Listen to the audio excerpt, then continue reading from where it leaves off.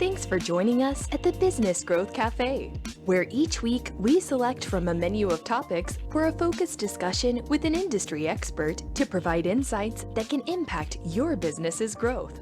With your host, Angelo Ponzi. Hi, I'm Angelo Ponzi, your host here at the Business Growth Cafe, and thank you for joining us. Do you know the story your business financials tell? Have you read them lately? Or are you puzzled by what those monthly numbers can tell when it comes to the health and the growth of your business? Well, today at the cafe, I have Stacy Benda, CEO of APOLLONIAN Accounting and Business Services, to discuss the impact of not intimately knowing your financials and the impact it can have on your business growth. Stacy, welcome. Thank you. Thank you for having me today. I'm excited to have you here. And I'm looking forward to our conversation. I know I get asked all the time when I'm dealing with small to medium-sized businesses, or at least I ask them, you know, how healthy is your business? What story are your financials telling you? And they're going, sorry, what? I just look at the numbers. I look at my profit and loss. I look at my balance sheet. But what's the story? And that's what I really want to kind of get into today a little bit with you and explore some of that. But before we start, why don't you take a few minutes, tell the audience about your company and about you. Well, I am Stacy Benda with APOLLONIAN Accounting and Business Services. We are a financial accounting and tax service provider for small, new launch, and mid-sized businesses. Here in South Orange County, we are a national brand. We can work remotely from anywhere actually in the world. I've personally experienced that myself being overseas, running a company with my team being here. Okay. All right. And so how long have you been in business? We've been actually in business for over 15 years. Okay. All right. So you're not a newbie to this, growing a business yourself, which is exciting, yes. Right? So you're helping businesses grow and you're also growing your own business. Correct. So as an entrepreneur, one of the first questions I always ask is, you're trying to grow your business, what keeps you up at night? Honestly, nothing. Okay. Because everything that needs to get done will be done in the morning or the next day. You need your 8 hours of sleep, and in order to have a healthy mind, you need to make sure that you're able to actually sleep unless you eat something that's not good for you or you drink too much caffeine. Okay. All right. Well, that happens to me sometimes when I actually drink other things besides caffeine. But hey, that's just me as we kind of go along here. So really, I like your attitude, because I have kind of a similar attitude. If I can't change something that's bothering me at night and change the impact of it, I'm just going to sleep, because there's nothing I can do until, to your point, early in the morning. So I think that's great advice. I'm glad we have some similar philosophies of that. And you out there listening, please adopt this strategy. Quit staying awake all night long, worrying about something you can't have an impact on. So the second question I'm going to ask is, what is the best business advice you've ever received and or given? Well, that's a good question. There's a lot of good business advice that's been given to me, but the utmost one that I go by is, in the process of building your business, doesn't matter if you're a new launch and you have an idea, it's basically your dream, and you're setting a goal to implement, an actual reality, versus having a company that you've been established for over 15, 20 years. The best advice for me was just enjoy the moment. Take it all in. Think thoroughly and take a few steps back to evaluate where you're at, where your team is at, or where your vision, where you want your vision to go. With that, you can have a clearer thought. Making sure that you have a healthy balance of work to personal life is really important. And so when you take those few steps back, if you manage your time appropriately, most of the famous CEOs like Mark Cuban, Richard Branson, all of them say you should be able to get everything done within an 8-hour day. Okay. And if you can't, then you're not time managing properly. Okay. Yeah, you got bigger issues. Yeah. And I think that that's important. You touched on work-life balance, and we all strive for that. We all talk about that, but it's very difficult. It's a challenge to get there. And somebody told me, and I don't remember I don't think I read it, but somebody said this to me, or maybe I was listening to a podcast. Maybe it was my own podcast. I can't quite remember. But somebody was saying that to achieve work-life balance, it takes you. right, in the middle. Only you can make the decision to do the things that have those impacts, to enjoy life, to spend time with your family, and when to invest. You know, as an entrepreneur, and you and I know each other a little bit as we've in the last several months. And, you know, when you're an entrepreneur, you tend to want to work all the time and do things. And it's hard sometimes to walk away, whether you're servicing a client or that one other thing, one other memo or email that you want to get out. And sometimes you just got to say tomorrow, right? It's time to get home, see the family, you know, say hi to the kids, the dog, whatever it happens to be. Well, I'll share with you this.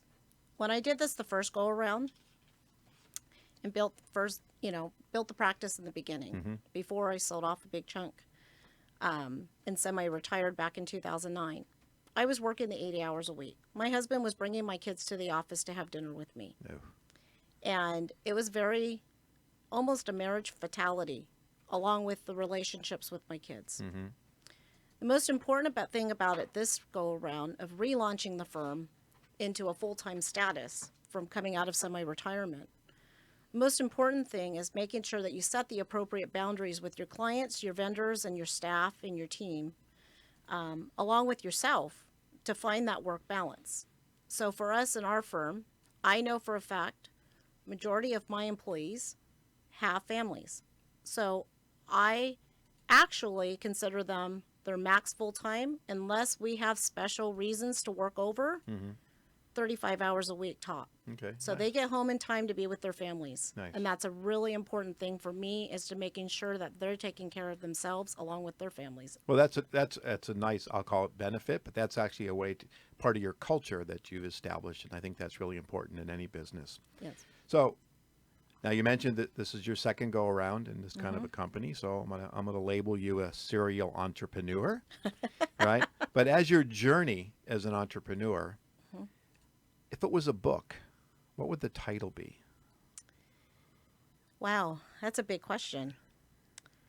What would that be? Okay. Now there's no dead air in radio, so Yes, if I you- understand. I can come back to it if you want to think about it. Let me a little think bit. about that one for a second, because there's so many things that can go through my mind. Okay.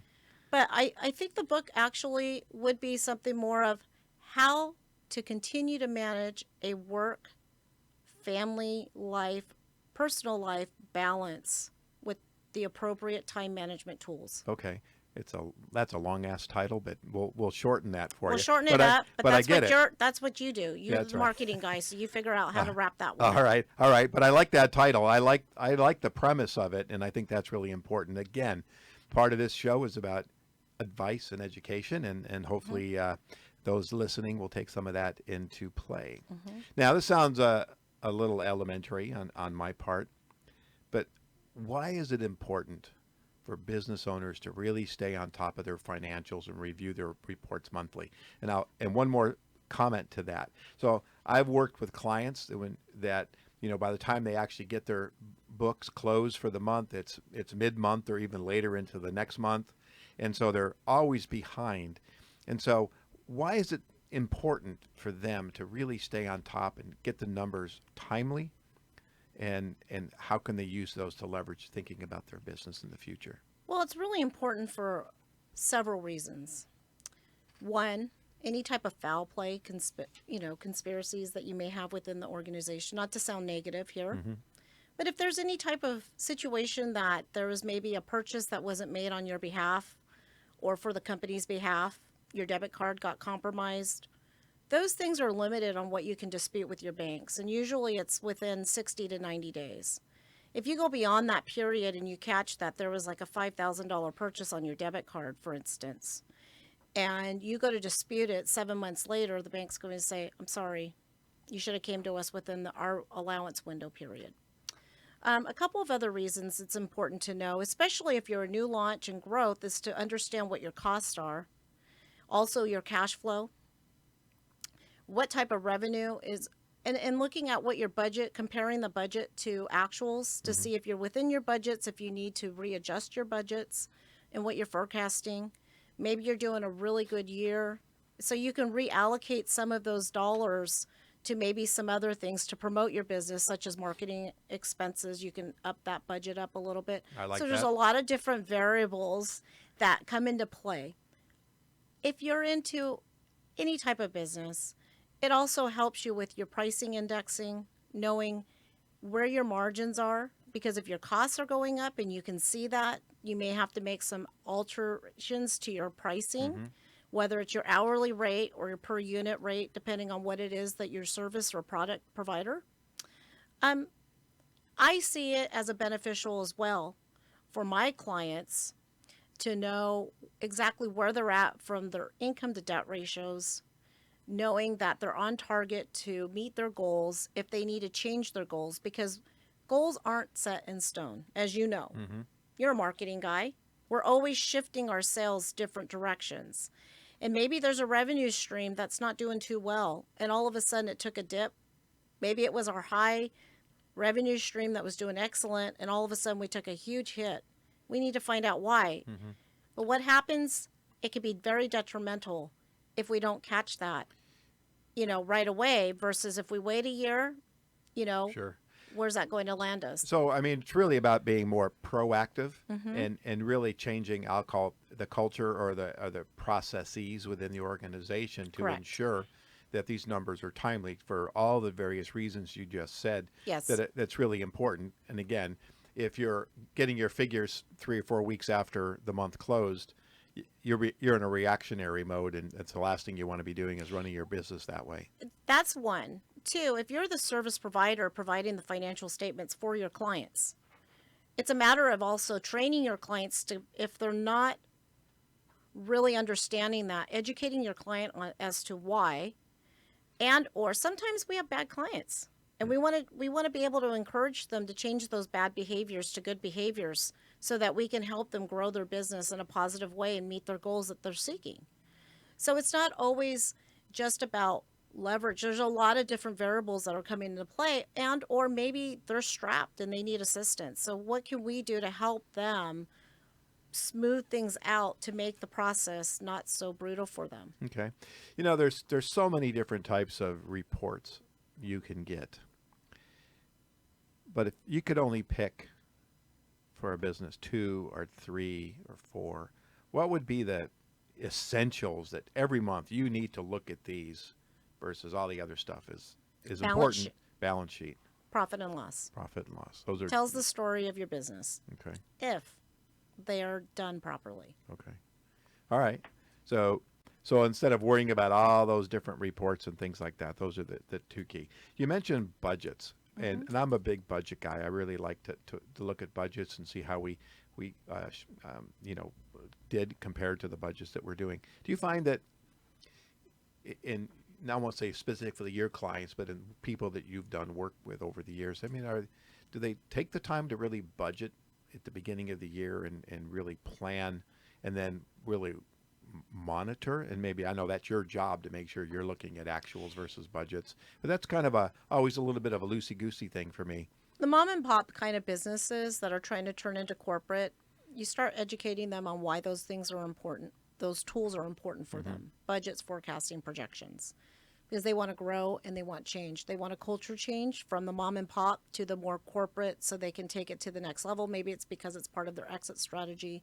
Maybe it's part of, a succession planning. Maybe it's just overall, hey, this is where we're at. We've been stagnant, but I want to grow and I have a goal to get to by a certain time. Okay. Budgets also are great for not-for-profits have to have budgets, because they have to stay within a realm to know what they're board, what they're approved for, knowing where their money's coming from and all of that. Those are really important stringents on the not-for-profit side. Okay. But for-profit side, I don't really see the smaller new launches. I see them when they're, coming out of the cove, they're writing their business plans, they want to do their pitch decks, they need the budget, they need to have projections. That's all part of the process. And that's training them to be better business people. Those that have been in business that don't have that, those are things that you can add as an add-on service to help them understand their business even more to meet their goals. Okay. You've heard the statement, cash is king. We've said it. I say it. You say it. But for a small to medium-sized business, that is trying to grow, cash is important to run the business, but also profitability is important. Now, I've worked with companies, and even in my own a little bit, I say, okay, cash is more important than profitability. Maybe just because I'm selling a service, because without cash, there is no profit. It can be really profitable and, be tanked because you're not getting cash flow. So Right. is it a yin and a yang, a chicken and the egg kind of thing, or is it both? It's both, because cash is king in all things.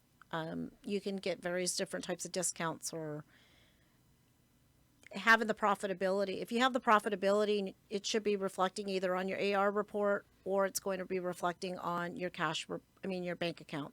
It all depends on how you're set up. If you're a cash basis, accrual basis. But at the end of the day, if you're negative cash flow, but you have a ton of money on the AR side, then, that's a problem with collections. That's a flag. But if you have a big chunk of cash sitting in your bank account, Yeah. Okay. that's a good thing.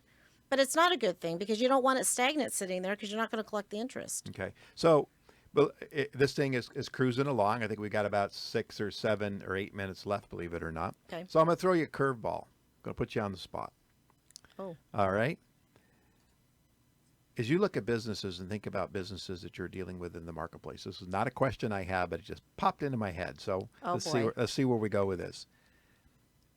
Based on your experience, what's the biggest mistake a business can make right now, considering what's going on with the coronavirus and what's going on with the shutdowns and the way people are pulling back?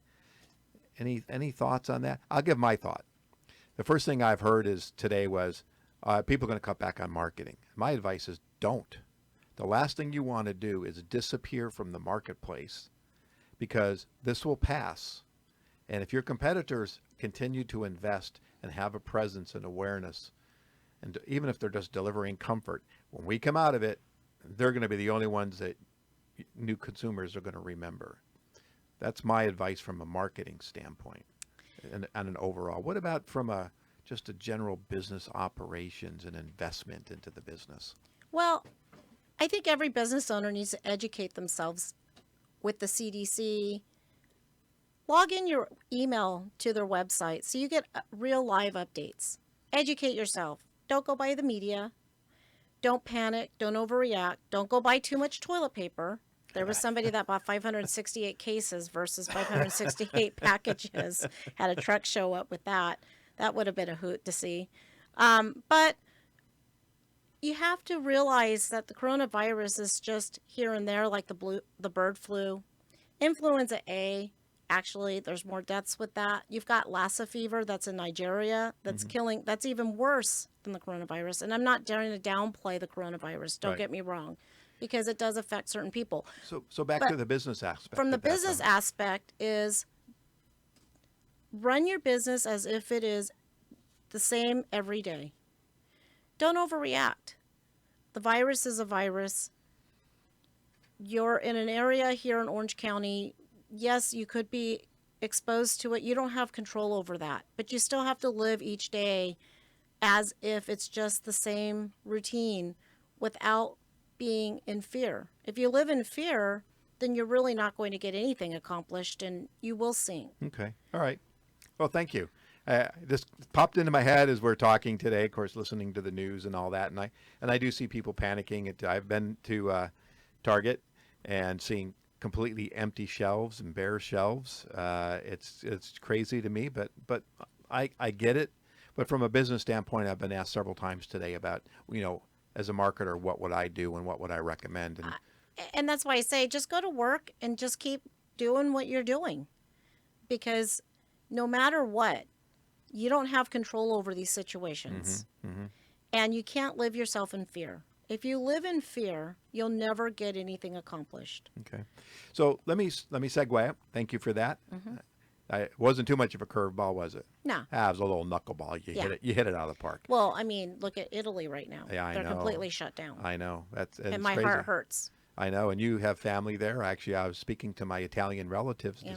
this morning and making sure they're all okay, and they're in southern Italy and they're doing fine. But Yeah. it's having an impact on all of them. Our oldest son serves in the U.S. Air Force, and he's stationed up in the northern region. And let me tell you, it's not easy for them right now. Yeah, I bet. I bet. Yeah. Anyway, my prayers go out to all of them and everybody around the world.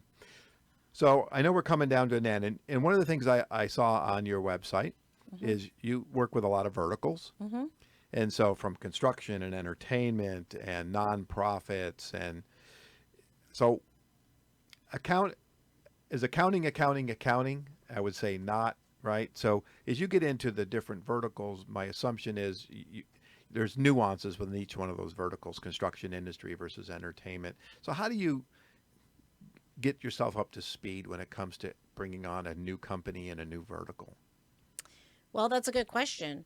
We have actually a new vertical that we're introduced to that we're working in the hospitality space. Okay, so brand new. We've actually are now probably on the national market for our brand, on our way there with various different big national brands, affiliations. And coming into that niche, accounting's accounting. You can cost anything. It's actually understanding the process. It's all very similar. Construction's a little different. It has its own little tweaks like anything else. But like in the hospitality lane or in the entertainment industry or the restaurant business, it comes with not only just the experience, but it's just listening. There's a difference between hearing people when they speak and listening to people when they speak. And you will learn a whole lot more when you let people when you listen and let them speak. Okay. And that's how we actually come into play. But with all the verticals that we work into, a lot of it is really just because of the hands-on experience that our firm has between our staff and myself, and the different experiences that we add value to the company, that we are able to actually figure those out pretty quickly. Okay. And we find other verticals that are very similar to those. Okay. And as a then- way to grow. As a way to grow. Okay. So this is going to be my final question. I'm getting three fingers or two fingers over there. So give me advice to my listeners. Two tips, two tricks, two tips, two pieces of guidance when it comes to thinking about their financials. Well, when you come to your financials, make sure that one, you have a quality accountant. That's really important. That's competent, that understands and reconciles the financial statements from the balance sheet through the profit and loss, completely thoroughly against all statements, any transactional records. Second advice I give everybody is to use those as tools to leverage and benchmark and platform yourself so that you have adequate pricing, profitability, and understanding of your business. And if you don't, there's no such thing as a dumb question. Always ask questions so you can always grow to learn. Okay. Well, Stacy, thank you so much. This has been educational, and I'm sure my audience is going to really benefit. Did you have a good time? I did. All right. So, no reason to be nervous, right? We had a good, No. nice conversation. I'm just waiting for the drink to show Yeah, up. I know. You know what? I've had some drinking show. Oh, we got a lot of alcohol over here with Paul. Next time we'll have you back on and we'll do some drinking. Maybe we'll do a drinking show. Yeah. So why don't you tell the listeners how they can contact you, what your website is, and all that good stuff. Well, you can reach us at our phone number is 949-623-8789. You can also visit us at our website, which is www.apollonianaccounting.com. And just give us a call or shoot us an email through our website, and we will be more than glad to accommodate and answer any questions that you may have. And we look forward to hearing from anybody from your show. Okay, let's go back to the website one more time. Spell it out. APOLLONIANaccounting.com. APOLLONIAN accounting.com. All right, fantastic. Well, thank you again so much, and thank you for listening to the show. You can find out more about me, read my blogs, or view my show videos, or sign up to receive future information at theponzigroup.com, or certainly connect with me on LinkedIn.